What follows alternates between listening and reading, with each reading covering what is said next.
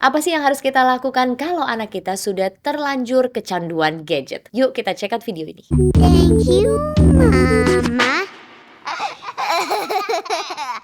Sudah kita ketahui bahwa efek samping dari gadget itu ternyata banyak banget. Kita di sini tidak musuhan dengan gadget atau dengan screen time. Yang penting penggunaannya itu benar-benar beneficial atau menguntungkan buat anak kita. Jangan sampai anak kita kecanduan. Dimana-mana kecanduan itu kan nggak oke. Kalau anak kita contohnya nih kita lihat udah lebih sering marah-marah, diajak ngomong nggak bisa, fokus matanya itu kemana-mana, kita ngomong dia nggak ngedengerin. Apa mungkin anak kita sekarang udah kecanduan gadget? Terutama saat kita meminta mereka untuk menghentikan waktu screen time, mereka itu bisa tantrum parah banget, teriak-teriak bahkan sampai guling-guling di lantai. Kalau sudah seperti ini berarti benar-benar mereka sudah kecanduan dan ini adalah waktunya kita untuk menghentikan kebiasaan ini secepat mungkin. Dari awal penggunaan gadget itu memang disarankan untuk anak-anak di atas usia 2 tahun. Bahkan dari AAP sudah mengubah dan merevisi ketentuan yang terbaru, yaitu anak di bawah usia 2 tahun tidak diperkenankan untuk screen time, kecuali untuk video call. Nah, meskipun video call, jangan sampai kita keterusan seharian video call terus. Jadi ternyata cahaya dari layar gadget kita sangat tidak sehat untuk mata si kecil. Berikut adalah rekomendasi durasi screen time yang disarankan oleh AAP.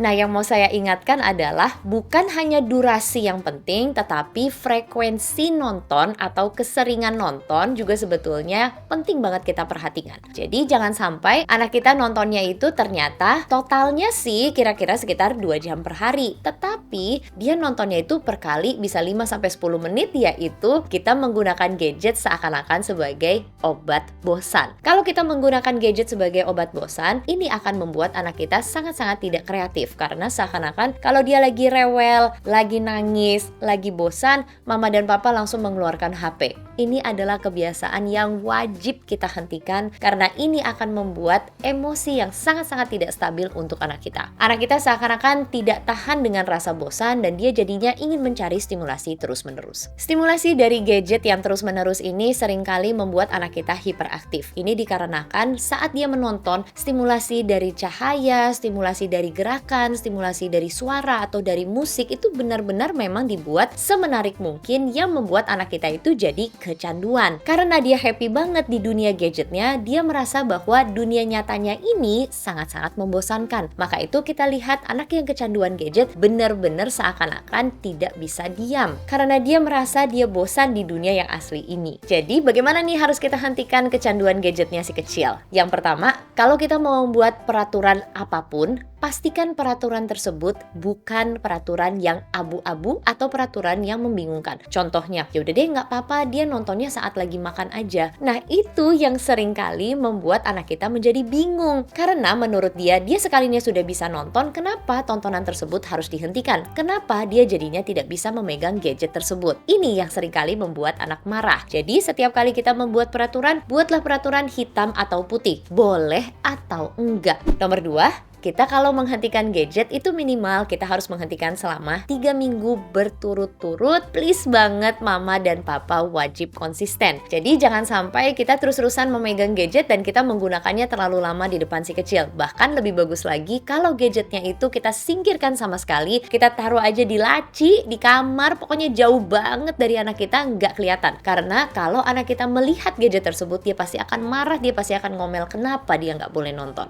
Jadi sekali lagi, puasa gadget satu rumah.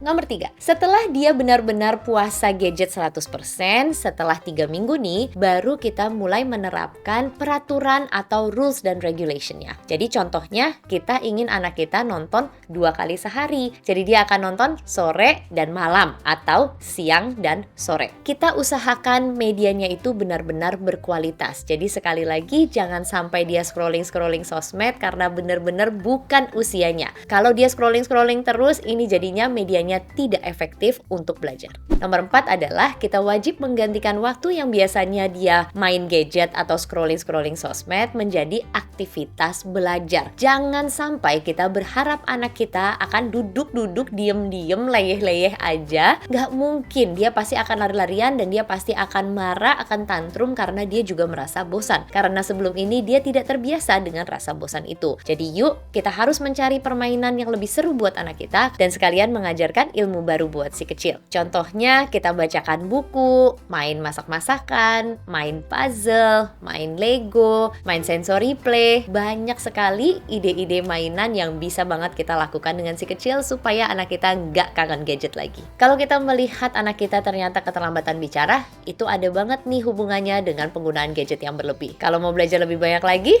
silahkan nih klik di video ini. Semangat terus Mama Papa!